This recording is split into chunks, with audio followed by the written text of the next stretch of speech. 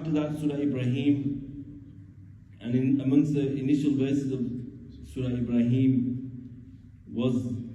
is the command of Sayyidina Musa alayhi salatu wasalam to his nation to remember the blessings of Allah subhanahu wa ta'ala upon them, and especially the blessing that Allah subhanahu wa ta'ala saved them from Fir'aun, who tormented them in a severe manner, and he would slaughter their children and would remove the honor of their women. And this was a huge test for them. And Allah subhanahu wa ta'ala announces that if you are grateful, then indeed I will increase for you. And if you are ungrateful, then indeed my punishment is severe. The ayat in relation to gratitude and this theme of gratitude is found throughout the recitation that was recited today. For Allah subhanahu wa ta'ala states in two places, one here in Surah Ibrahim and the other in Surah Al-Nahl. Allah subhanahu wa ta'ala states, وَإِن تَعُدُّوا نِعْمَةَ اللَّهِ لَا تُحْصُوهَا. If you are to count the blessings of Allah subhanahu wa ta'ala, you will not be able to encompass them.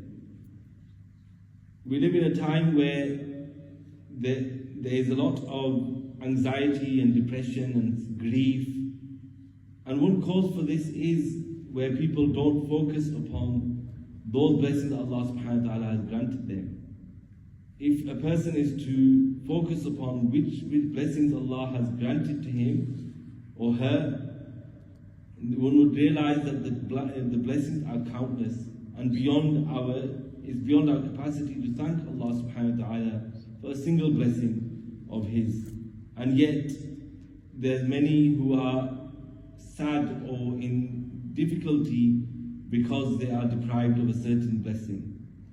And in the same way amongst the verses is the situation of Ibrahim alayhi salatu wasalam and how he left Sayyidina Ismail alayhi salam along with his mother in Makkah al-Mukarramah, in a land where there was no cultivation and apparently no population.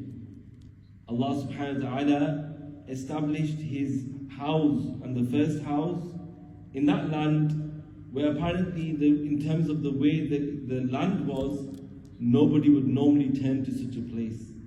The people would not normally turn towards a place where there's no cultivation, no growth, no plantation, and even in terms of water, there's scarcity of water, and heat in terms of the severity of the heat.